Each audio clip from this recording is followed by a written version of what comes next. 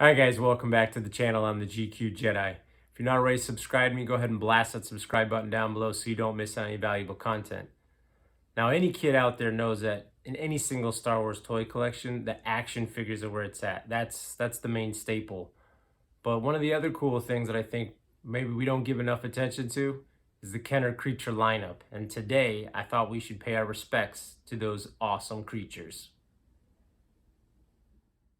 Back in 1977, audiences everywhere got their first glimpse of the reptilian lizard that Darth Vader's stormtroopers rode in the deserts of Tatooine.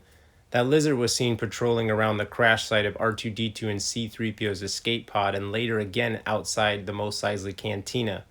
Instantly, there was an attraction to the beast for kids as it looked like a dinosaur and something otherworldly. Stormtroopers were released by Kenner in 1978, but kids would have to wait until 1979 to give their troopers a trusty steed to ride on. The patrol Dewback, as it was called, had limbs that moved and a head that kids could rotate to make the giant lizard's tail sweep back and forth. The Dewback on screen was very lifeless, yet the toy version was anything but.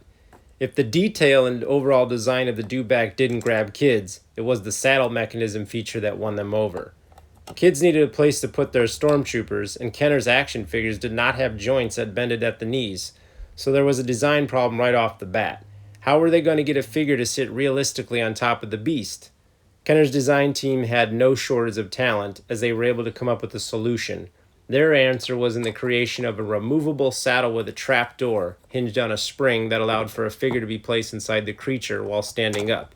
They molded the saddle to look like there were legs on either side of it to make it appear as though a figure was actually seated in the saddle. It was a brilliant move, as figures were able to stay in place inside the belly of the beast, so to speak, and the desired aesthetic and playability were achieved. Perhaps the only caveat to owning a Dewback is the inevitable breakdown of the plastic.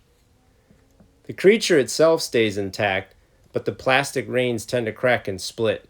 A common problem with this toy, so be careful when you're out playing with your Dewback or locating a new one. Something to keep in mind. If you guys haven't caught my video on plastic degradation yet, I'll go ahead and leave a link in the description down below so you can check it out. The Dewback came packaged in a rectangular box with a photo of the Dewback and some stormtroopers on it. In the distance, you can see Obi-Wan Kenobi, the droids, and young Luke perched behind some rocks, avoiding capture from the Empire.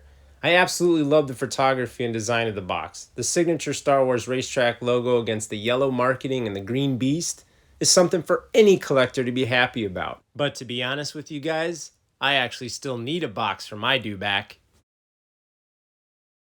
The first creature released in the Star Wars vintage toy line was technically not the Dewback. Instead, it was the trash compactor monster, or the Dianoga as it's technically called, that came packaged inside the Death Star Space Station playset. In the original Star Wars, when our heroes get trapped in the bowels of the Death Star trash compactor, Luke Skywalker gets grabbed by the Dianoga and almost drowns before the creature eventually lets him go and slithers back into the dark, murky, trash-filled water. The only thing audiences ever saw in the movie was a tentacle on the creature's eye stalk. Kenner decided to make a toy version out of a green plastic and scaled it down to fit into your hand because the monster needed to fit in the toy version of the trash compactor.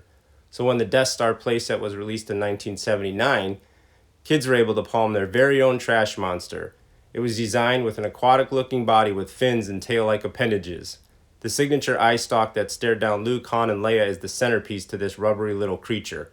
Playtime in the Death Star would never be the same. The release of The Empire Strikes Back in theaters ushered in a slew of new worlds, characters, and of course, creatures. The icy world of Hoth would provide a couple such important additions to the Kenner creature lineup. The first addition being the Hoth TaunTaun, released in toy stores in 1980. The TaunTaun was always the toy to have back in the day. I can remember playing with mine. Such a cool toy.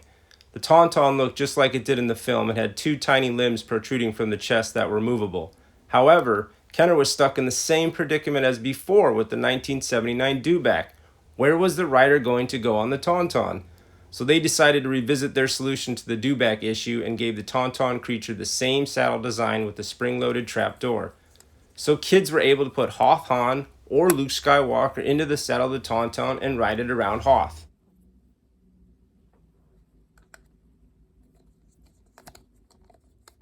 And as you can see, Luke looks awesome on the TaunTaun toy. TaunTaun saddle and reins are removable and just as brittle as the Dewback reins. The reins have a tendency to dry up and crack, so finding one of these on the market intact and in good shape may be tricky. The TaunTaun was released in a box with bright blue skies and picturing Han Solo as the rider. In 1982, Kenner would go on to release the second version of the TaunTaun with the open belly rescue feature. The TaunTaun detailing and saddle were identical to the earlier model, but the belly of this TaunTaun was constructed with a soft rubber that had a slit cut into it, thus allowing kids the ability to shove a Luke Skywalker figure inside the beast. Kids everywhere could now recreate the infamous scene on Hoth. A fantastic design feature and a toy that every kid wanted. Still not sure how this toy passed the watchful eyes of Mom, but it did.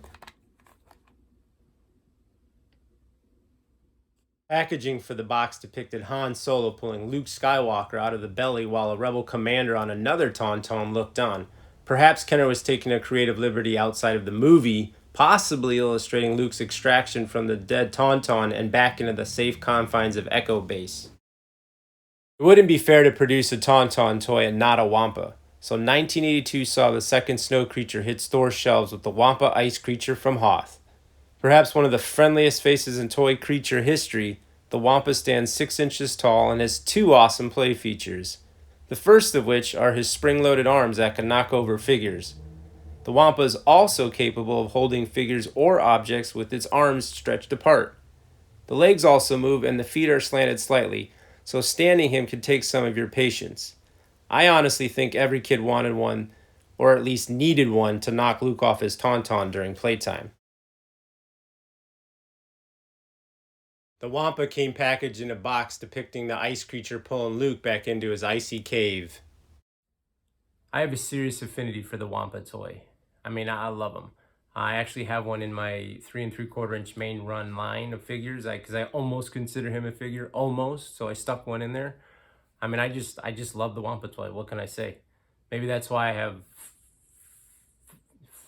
yeah, 4. I've got 4 of them. I got a problem.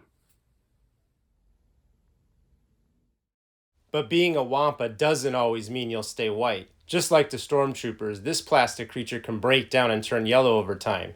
Something you can reverse though, a process I go over in detail in another video. I'll leave the video link in the description below.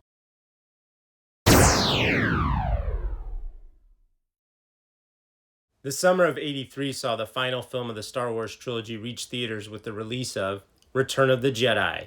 This film had perhaps the greatest amount of aliens and creatures in it, yet Kenner only saw fit to immortalize one such being as part of their creature lineup, and that's the mighty Rancor.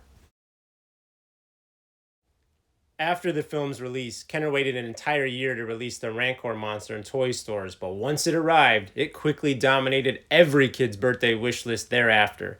Standing at 9 inches tall, the Rancor was the tallest and biggest creature created for the entire Kenner Star Wars toy line. The box it came in was huge and showed the beast clutching a Gamorrean guard in his hand while keeping tabs on Luke in the Rancor pit at Jabba's palace. The Rancor toy, despite its size, has really great balance with good play features. The first and obvious one is the mouth, which can open and close by pressing down on the trigger mechanism in its back. Smaller figures like a Jawa or an Ugnaught can fit in there perfectly. My Rancor never seems to mind eating them. The Rancor also has spring-loaded arms like the Wampa and can attack anyone or anything within its reach, so be careful. The beast's hands also swivel at the wrists, which allow better grappling and holding of its victims. Truly a predatory design and perhaps a crowning achievement for the Kenner Star Wars design team. One thing is for certain, no Jabba the Hutt setup is complete without the inclusion of the almighty Rancor.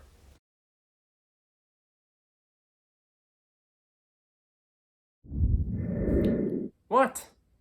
You guys are looking at me like I forgot something or someone. I named everybody. I crossed that. No, we're good. We're good. I got everybody. What, Jabba? Oh man, please. I'm not gonna add that Hutt to this lineup. I'm just not doing it. Technically, Kenner released Jabba the Hutt as his own playset back in 1983, so I think Jabba deserves a little more respect than that. Therefore, he should get his own video, which I will do in the very near future, so look forward to that. Well, guys, I've covered every creature from Tatooine to Hoth and back again. Hopefully you learned a little something about Kenner's creature lineup. Hopefully you found something a little educational, something fun about it. Maybe, just maybe, I've even inspired you to dig out your toys at home. Spread them all out on the floor. Get comfy on that carpet. Maybe. Because I feel if I can just get one adult today to play with their toys, my job here is done. So I appreciate you guys tuning in today. And if you liked the video, you found it valuable, go ahead and give that like button a thumbs up because it would really help the channel. And if you're not already doing so, blast that subscribe button, hit that notifications bell so you don't miss out on any future content. And remember, collect or collect not, there is no try.